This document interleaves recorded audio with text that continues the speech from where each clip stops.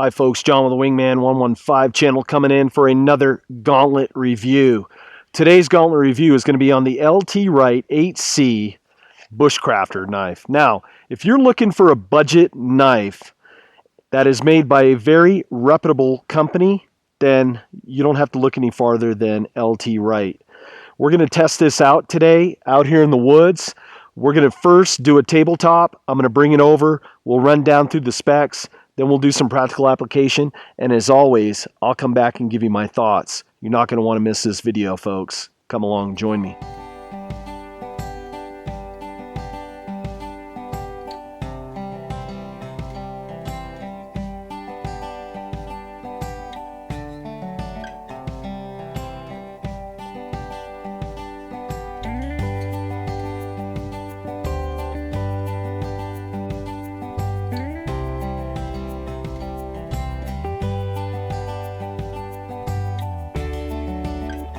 Alright, now we're going to do some testing on the LT Wright HC Bushcrafter. Now this knife is made out of 1075 high carbon steel.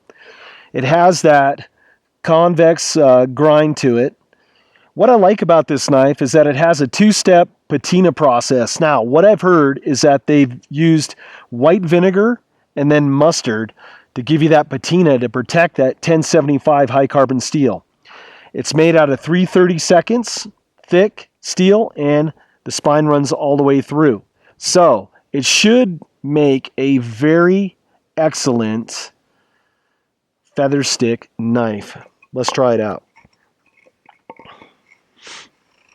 Now this is an old school looking design, kind of like that Kephart design. And I really dig old school designs. One thing you're going to notice about this blade is that it's very light.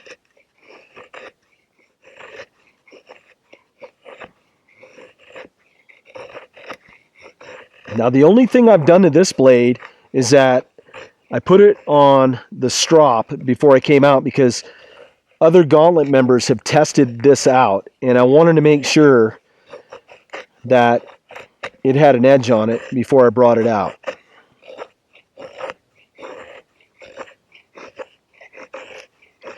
Now, as with any tool, you're going to have to use it for a while to figure out that sweet spot in the blade. But this knife's working really well with that. Now, LT put a very sharp 90-degree spine on this blade, and as you can see, I don't know if we can get up close, there's a few nicks in that.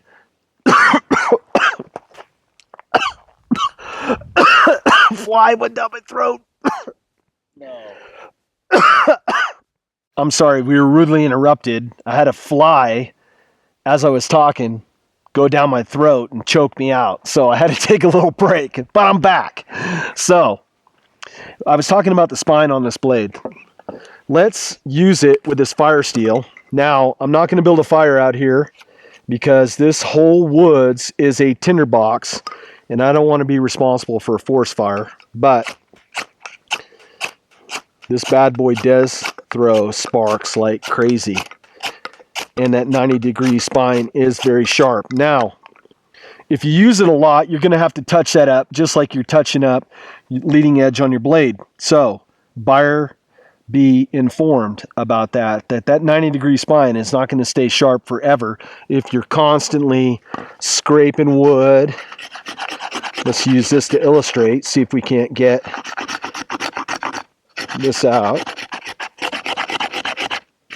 That's some tough stuff. That's like been fire hardened from a forest fire up here. Let's try this. Oh yeah, so if I had a piece of fat wood and I needed to make dust with that, or I'm doing a bushcraft project,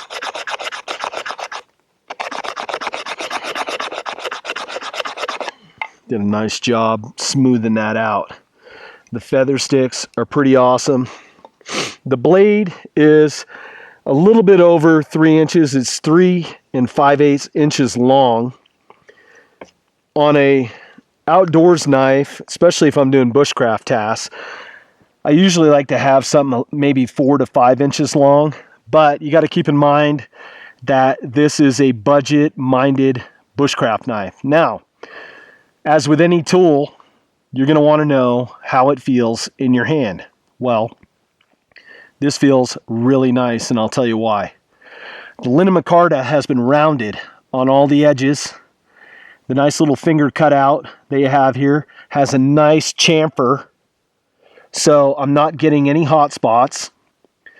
All the rivets have been sanded and almost looks like polished very well, and the tubing that they used in the back of the handle is just the right size to allow paracord to fit through there. Nice rounded backside. I'm not going to be beating things with the pommel of this blade, so I don't have to worry about that. Feels really good in the hand. I like that they used linea micarta that isn't polished or isn't coated, and here's the reason why. Your hands get sweaty. This linea micarta is going to get stickier in your hand. That way the knife isn't going to slide around, going to fall out. Now, they also put a nice little bevel down here. So if you're using your blade in different configurations, you're going to be able to be comfortable doing that. Now, let's see, we're going to process, say, some more of this. Jam it in and then just start. And it's all just finding the sweet spot of this blade. So part of bushcraft and campcraft is doing different chores around. You might need to make points on sticks, whatever. Because this knife is so light, I don't know how well it's going to be as a chopper. It does okay with this wood, but got to keep in mind that this is 3/32 thick, 1075 steel. So this knife, the blade is really light. The handle is so big on this blade that it's really handle heavy. So as I'm chopping, I'm really not going to get a lot of action out of that. So just keep that in mind. But also keep in mind, it's a budget bushcraft knife. So we're looking at a retail price of $75 for just the blade. Now, if you get the sheath, which this sheath is, I'm going to go out there and say freaking outstanding, is going to be $105 knife and sheath combo. Okay, and this is a JRE sheath. They make really awesome looking sheaths. The stitching on there, the place for the ferrule rod, where the welt is, it's really nice and sanded down, nice and smooth. If you're a fan of the dangler design, well, you're not going to be disappointed. The only thing I would recommend is Loctiting that Chicago bolt, because you don't want this to come undone and then all of a sudden you've lost your favorite knife out in the woods. So that would be the only thing I would say on that, is just Loctite that. But the knife fits in there really well. Traditional bushcraft dangling sheath, that's a win. Now for some final thoughts on the LT Wright HC Bushcrafter knife.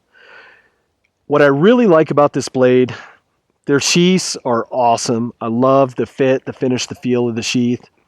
The knife, I really like that two-step patina process. I'm a big fan of the old school design, sort of Kephart spear point on the front. I like a convex edge. The only thing that I really didn't care for is I'm not a big fan of 3/32 steel. I would have liked to seen this as a 3/16 steel, and I'll tell you why. The front part of the blade was really light, and I'm not going to say that it was a terrible chopper, but it wasn't, quote, a really good chopper.